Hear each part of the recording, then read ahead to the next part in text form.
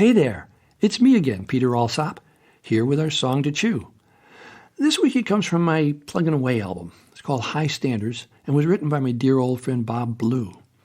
I performed this song for years as part of my presentations at conferences for human service professionals. Besides being part of my personal story, there are lots and lots of people in the helping professions who can relate to Bob's song.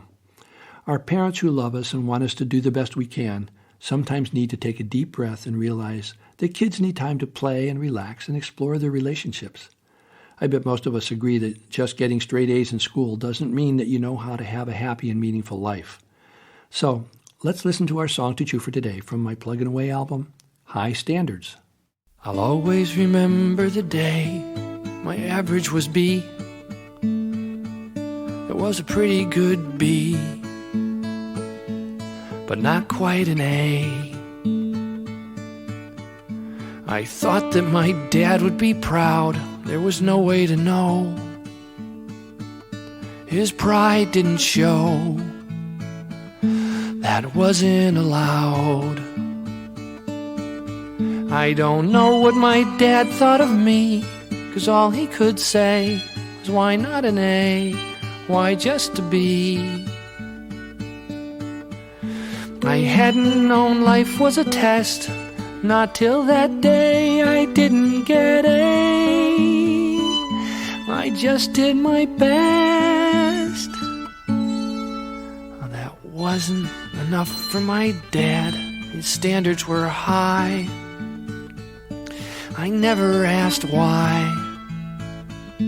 I thought he'd get mad. My father had dreams of his own reflected in me that I couldn't see. I wish I had known. I won't live for that has-been. I will not regret, but neither forget the Father within.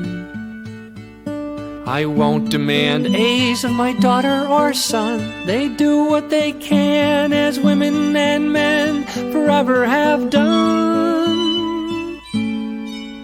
Last week, my dad said he loves me. He's 73, and I'm 38. It's never too late. As a father, I'd give him B+. I hope he won't fuss. B+ is okay, 'cause you don't need an A.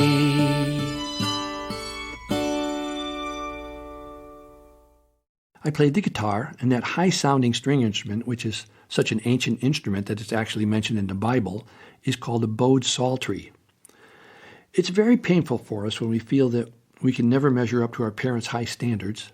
This song models how forgiveness and humor can help us heal and find a healthier story for ourselves rather than the ones that keep us locked into a self-narrative that keeps repeating, I'm never enough, no matter what I accomplish.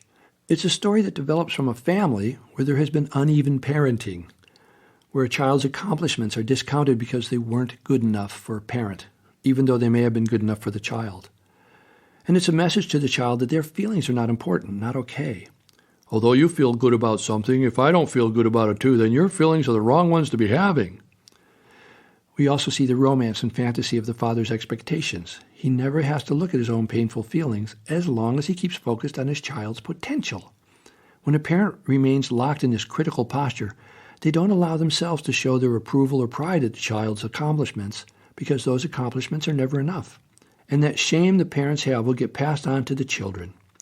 And if the cycle isn't interrupted by some healthy therapy, eventually it will get passed on down to the grandchildren and on and on. We each deserve to be loved for just being alive, regardless of the things we do. What we do is not who we are. Many of our parents expect us to perform and reward us by approving or loving us when we do well. Some of us were held up as examples to our brothers and sisters. From this kind of parenting, we learned that who we are or how we feel is not as important as what we do. We learn to become human doings instead of human beings. And as adults, many of us feel that we always have to be doing something in order to feel worthwhile. Some of the kids who learn the most in school don't bring home A's on their report cards. One of the most wonderful aspects of this story is the forgiveness that occurs at the end. It's okay and important to understand what happened to us if our parents didn't do a perfect job as parents. But when we hang on to blaming them for what they did, we only condemn ourselves to carry on the bitterness and pain. Even though we won't forget or agree with what happened to us, when we realize that our parents may have done the best they could with what they had, we open up the door to forgiveness, allowing ourselves to move ahead in our lives. I'm Peter Alsop, and I hope to see you here again next week when I'll be back with another song to chew. Bye for now.